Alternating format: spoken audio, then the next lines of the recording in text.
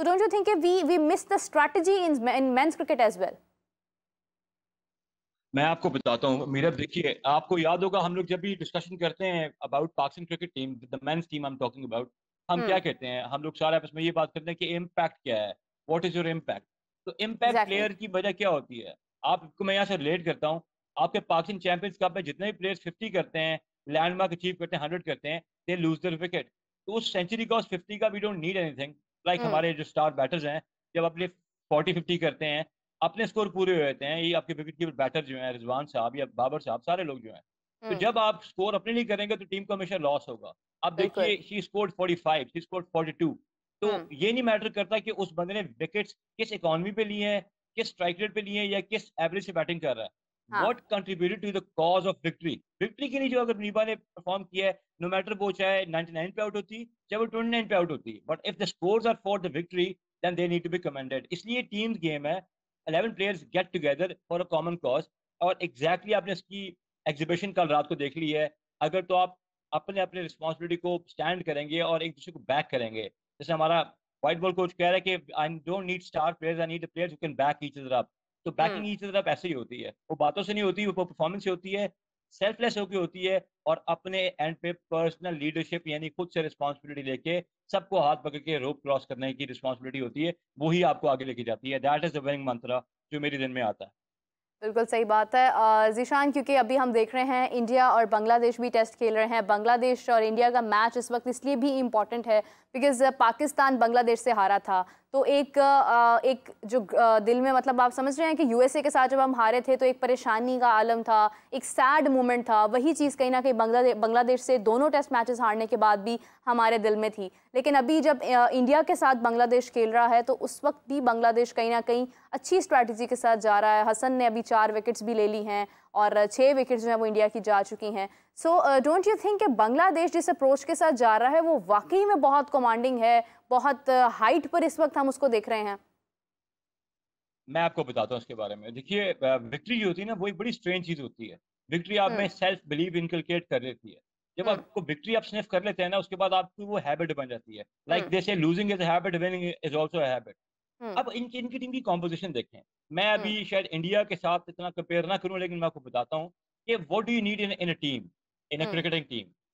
Good batters who can bat sessions, yes they have 3 to 4 batters who can bat sessions. क्या उनके पास bowling power इतनी है, muscle power, के they can take 20 wickets? Yes, of late yes they have developed कि उनके पास 4 ऐसे bowlers हैं।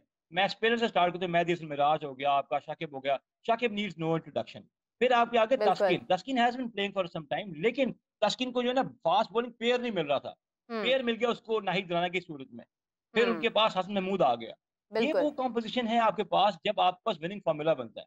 हम सारे एक बात हमेशा जरूर करते हैं कि जनाब बांग्लादेश की टीम जो है ना मिनोज है। जिस तरह आपको मैं एक बात मीरा बता दूं, जिस तरीके से अफगानिस्तान वनडे और T20s में अपना आपको स्टैम्प कर रहा है ना, अपनी अथॉरिटी को स्टैम्प करवा रहा है, हाँ। सेम वे मैं रेड बॉल क्रिकेट में देख रहा हूँ, बांग्लादेश की टीम जो है ना राइज कर रही है। अब वो राइज किन टीमों के खिलाफ कर रही है? आप देखिए, Pakistan has always been a very tough customer, always. ये तो हमारे लास्ट 9-10 मैचों में हमने अपना आपको पता नहीं कहाँ लूज कर दिया है, कप्तानी हाँ। की रेस में, एक दूसरे को नीचे दिखाने की रेस में। लेकिन बिल्कुल सही बांग्लादेश की बात टीम है। एक एक जो है ना अपनी कश्तियां जला के पाकिस्तान पहुंची थी, and they have gone to India with the mindset कि they have beaten Pakistan at our home soil. और लास्ट जो उनका मैच था इंडिया का, वो वनडे सीरीज लॉस था अगेंस्ट श्रीलंका। वहां पर स्पिनर्स ने उनको पकड़ा था, तो इंडिया के बैक ऑफ द माइंड में वो चल रहा था। एंड रोहित की बात से मैं टोटली एग्री करता हूँ, लोग बॉर्डर गवास्कर सीरीज की बात कर रहे हैं। I also laugh at those people who ask the question. भाई अभी आप बांग्लादेश से सीरीज है, then it there is New Zealand, उसके बाद 3 महीने के बाद बॉर्डर गवास्कर सीरीज आनी है। अगर यहाँ पर इंडिया अपनी जो जो है ना इनिशिएटिव लूज करता है ना अपने होम ग्राउंड का, एक बात बता दूं, they have used the red soil, black soil उन्होंने यूज नहीं की। रेड सॉइल जो है ना, they it suits their cricketing purpose, they have the right. लेकिन उसके बावजूद अगर बांग्लादेश ने ये परफॉर्मेंस दे दी है, तो mark my words, this is going to be a very very interesting test match. और यहाँ पर क्रिकेट की डायमेंशन जो है ना, ये जो डायरेक्शन है ऑफ हाँ। टेस्ट क्रिकेट ट्रजेक्टरी, वो चेंज होने को है। मैं आपको बता दूं, Bangladesh is looking very serious, they mean business this time around. वो बिल्कुल बिल्कुल नहीं ऐसे ही हट रहे लग रहा अपनी है किसी जैसे बात से। बांग्लादेश एक्चुअली में जो है वो डोमिनेट करने के लिए आया है। Zeeshan, thank you so much for joining us. और इसी के साथ हमें ज्वाइन किया है इमरान सुहेल साहब, स्पोर्ट्स एनालिस्ट, स्पोर्ट्स जर्नलिस्ट, जिन्होंने अभी जिनसे हम बातचीत का सिलसिला जारी करते हैं about the press conference of Faisal Khokhar हमारे सूबाई वजीर खेल। अस्सलाम वालेकुम इमरान, कैसे हैं आप? कैसी हैं आप? ठीक हैं? मैं बिल्कुल ठीक हूँ। इमरान साहब, सुनने में आ रहा है कि फैसल खोखर साहब कह रहे हैं कि मोहसिन नकवी साहब ने जब ये काम शुरू किया कंस्ट्रक्शन का, स्टेडियम्स का, तो उन्होंने हमें एतमाद में नहीं लिया, हमारे से इस हवाले से गुफ्तगू नहीं की है। तो Imran, what is the scenario right now? देखिए, अब से कुछ देर पहले जो है वो आज एक प्रेस कॉन्फ्रेंस थी खेलता पंजाब गेम्स के हवाले से, जो लोगो लॉन्चिंग थी उसकी और फिर वो शेड्यूल जो था उसका उन्होंने बताना था फैसल खोखर साहब ने।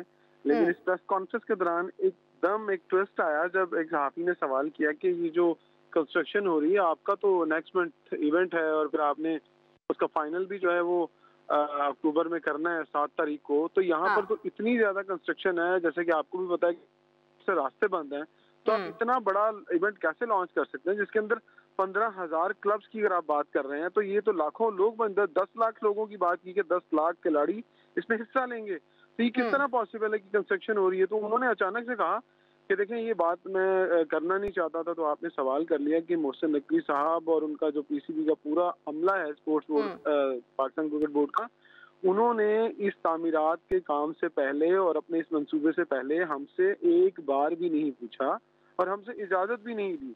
क्योंकि अगर आपको पता हो कि पंजाब स्पोर्ट्स और नेशनल स्पोर्ट्स कॉम्प्लेक्स का जितना भी एरिया है जिसमें जितने भी स्पोर्ट्स गेम के जो ग्राउंड हैं वो आते हैं, वो सारे के सारे पंजाब स्पोर्ट्स बोर्ड की मलकियत है, वही ये सारी इजाजत और यहाँ पर कंस्ट्रक्शन की इजाजत देते हैं, तभी आप यहाँ पर कुछ तामीर कर सकते हैं, रेनोवेट कर सकते हैं। वो के पीसीबी के पास जो है इसकी लीज है, लेकिन उस एक ग्राउंड की लीज है, ना तो रोड्स की इनके पास लीज है ना दूसरे एरियाज की लीज है। अगर आप नेशनल स्पोर्ट्स कॉम्प्लेक्स में अंदर आए तो आधे से ज्यादा हिस्सा जो है वो बंद है बाकायदा तौर पर।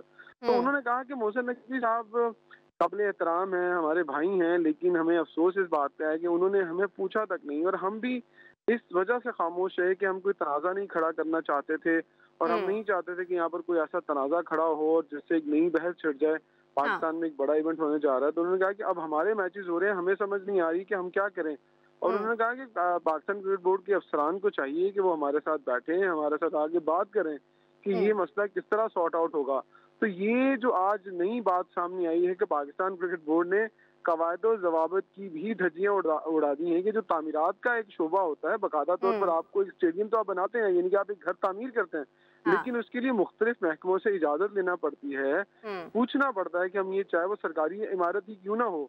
तो आज फैसल खोखर की बातों से ऐसा लग रहा था कि ये जो सब कुछ हो रहा है ये वन मैन शो दिखाई दे रहा है और कहीं पर कोई कानून की अमलदारी नहीं हो रही है। तो इस बात से हम भी आज हैरान हुए कि क्या इतना बड़ा प्रोजेक्ट शुरू कर दिया पाकिस्तान क्रिकेट बोर्ड ने, और मोहसिन नकवी साहब जो कि एक सहाफ़ी भी रहे हैं और उनको सारे कानूनी मामलात का और इदारों के अंदर जो मामलात होते हैं वो तमाम उनको पता है, लेकिन उसके बावजूद उन्होंने इतना बड़ा कॉन्ट्रैक्ट अपना प्रोजेक्ट जो शुरू किया और पाकिस्तान क्रिकेट बोर्ड ने पंजाब स्पोर्ट्स बोर्ड को नहीं पूछा, जो कि रास्ता बिल्कुल सामने है, 2 कदम चल कर आए तो सामने पंजाब स्पोर्ट्स बोर्ड के डायरेक्टर भी बैठे होते हैं, सेक्रेटरी स्पोर्ट्स भी बैठे होते हैं, मिनिस्टर भी बैठे होते हैं। तो लगता है कि शायद खातर में नहीं लाया जा रहा पंजाब स्पोर्ट्स बोर्ड को। इमरान, ठीक है, मतलब एक दो पहलू हैं इस चीज़ के। मोहसिन नकवी साहब ने उनको एतमाद में लिया या नहीं लिया, ये तो मोहसिन नकवी साहब बता सकते हैं इसकी क्या वजह है, लेकिन फैसल खोखर साहब के अलावा तमाम, मतलब पूरी दुनिया में इस वक्त ये बात जो है ख़बरों का हिस्सा है, हर तरफ ये बात डिस्कस हो रही थी कि स्टेडियम्स दोबारा से कंस्ट्रक्ट करवाने की बात हो रही है। कितने टाइम से ये तमाम चीज़ें जो हैं वो ये ज़ेरे बहस हैं और स्टेडियम्स जो हैं वो तामीर हो रहे हैं। अब जाकर जब उनसे सवाल किया गया उस वक्त वो ये बात कर रहे हैं, तो क्या उनकी बतौर सूबाई वज़ीर क्या उनकी जिम्मेदारी नहीं थी कि जब ये तमाम खबरें ज़ेरे गर्दिश थी वो उस वक्त खुद ही मोहसिन नकवी साहब से जिक्र करते कि आपने हमें एतमाद में नहीं लिया, हमारे मतलब हमारे साथ डिस्कस करने के बाद आप इस मामले को आगे पहुंचाएं? देखिए, आप भी जानती हैं और मैं भी, बल्कि सब लोग जानते हैं कि मोहसिन नकवी साहब जो है वो काफ़ी ज़्यादा पावरफुल हैं, मुल्क के वज़ीर दाखिला भी हैं, पाकिस्तान क्रिकेट बोर्ड के चेयरमैन भी हैं, और फिर आप उनके मुकाबले में अगर फैसल खोखर की बात करें तो वो